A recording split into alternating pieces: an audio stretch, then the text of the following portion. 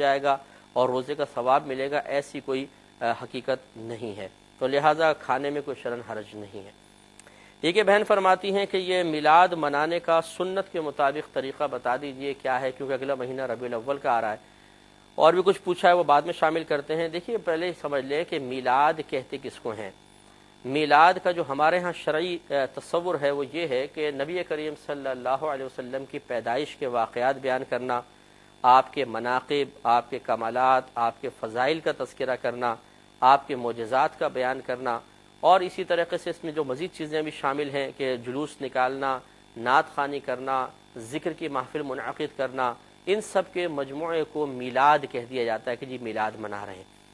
تو یہ اچھی طرح یاد رکھیے کہ اگر کوئی چیز ان میں سے شرعی طور پہ ممنوع ہوگی، ناجائز ہوگی، اس کو نہیں کر سکتے ہیں، اور جس کو شریعت نے منع نہیں کیا ہے وہ کرنا بالکل جائز ہوگا۔ اس پہ تھوڑا سا اور کلام کریں گے لیکن ایک چھوٹے سے وقفے کے بعد۔ میرے ورد لب ہے نبی نبی، مقام حبیب ہے، میں مریض عشق رسول ہوں۔ بسم اللہ الرحمن الرحیم۔ تو میلاد کے بارے میں عرض کر رہے تھے کہ اگر اس میں منکرات شرعیہ سے محفوظ رہا جائے، یعنی جس کو شریعت برائی کہتی ہے، ناجائز فعل کہتی ہے، اس سے اگر انسان باز رہے، صرف جائز کام کرے، تو اس میں شرعاً کوئی حرج نہیں ہے۔ یہ کوئی مطلب دلیل نہیں ہوتی ہے کہ نبی کریم صلی اللہ علیہ وسلم کے دور مبارکہ میں باقاعدہ میلاد نہیں منائی جاتی تھی اس لیے ناجائز ہوگا۔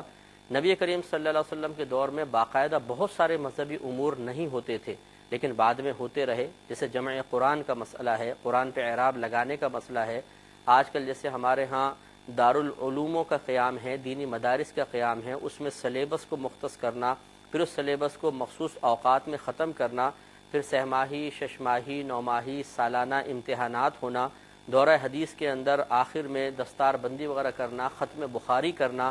اسی طرح مسجدیں پکی بنانا، ان میں قالین بچھانا، مائک پر بیان کرنا، پھر نمازوں کی جماعت کے اوقات مخصوص اور متعین کرنا، یہ سب کے سب نئی چیزیں ہیں۔ زمانہ نبوی صلی اللہ علیہ وسلم میں ان کا کوئی ثبوت نہیں تھا، لیکن چونکہ شریعت کے خلاف نہیں ہے، دین کی تقویت و ترقی کا سبب بنتے ہیں، لوگوں کے لیے آسانی پیدا کر کے انہیں مذہب کے قریب کرتے ہیں، اس لیے ان کے اختیار کرنے میں کوئی حرج نہیں۔ اور صرف اہتمام میلاد کے لیے ایک دلیل میں عرض کرتا ہوں، جو سیاہ ستہ کی روایت ہے کہ نبی کریم صلی اللہ علیہ وسلم سے پوچھا گیا کہ یا رسول اللہ صلی اللہ علیہ وسلم آپ پیر کا روزہ کیوں رکھتے ہیں؟ فرمایا اس لیے کہ میں اسی دن پیدا ہوا اور اسی دن مجھ پر پہلی وحی نازل ہوئی۔ تو خود نبی کریم صلی اللہ علیہ وسلم نے پیر کا روزہ مستقل رکھ کر اس کا اہتمام فرمایا اور وجہ اپنی پیدائش کو قرار دیا، تو معلوم ہوا کہ یہ تصور بہرحال اس زمانے میں بھی تھا کہ نبی کریم صلی اللہ علیہ وسلم کی پیدائش کوئی معمولی چیز نہیں ہے بلکہ بہت بڑا واقعہ ہے، اور بڑے واقعے کی یادگار منانے کے لیے اللہ تبارک و تعالیٰ کی عبادات کو اختیار کرنا یہ ہمارے اکابرین کا طریقہ رہا ہے۔ مختصر وقت میں میں اتنے ہی عرض کر سکتا ہوں، کبھی پھر انشاءاللہ تفصیلی کلام کریں گے۔ بہن نے فرمایا کہ کیک کاٹا جاتا ہے بعض جگہ، کیا یہ صحیح ہے؟ دیکھیں اگرچہ اس طریقے کو ناجائز کوئی بھی نہیں کہہ سکتا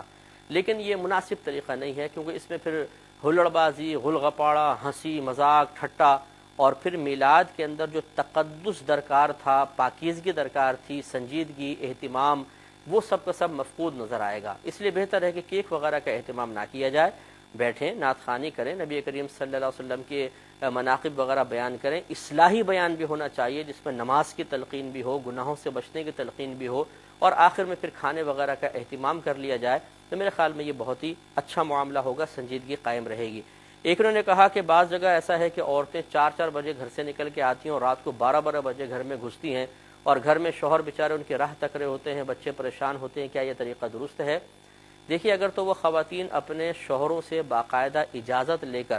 اور خوش دلی سے، گن پوائنٹ پہ نہیں، بلیک میل کر کے نہیں، جھگڑ کر نہیں، اگر شوہر نے خوش دلی سے خود اجازت دی ہے تو چاہے وہ 10 گھنٹے بیٹھیں، شوہر کی اجازت سے آئی ہیں، کوئی مسئلہ نہیں ہے۔ لیکن اگر شوہر ذرہ برابر بھی ناگواری محسوس کرتا ہے، اس کو بیوی کی ضرورت ہے، تو پھر میلاد کی محفل میں شرکت شوہر کی مرضی کے بغیر کرنے پر عورت قابل گرفت ہوگی۔ اسے چاہیے کہ اپنے شوہر کو راضی کریں، شوہر سے باقاعدہ اجازت لیں، وہ خوش دلی سے اجازت دے تو پھر جا کر ضرور اس کا اہتمام کر سکتی ہیں، ورنہ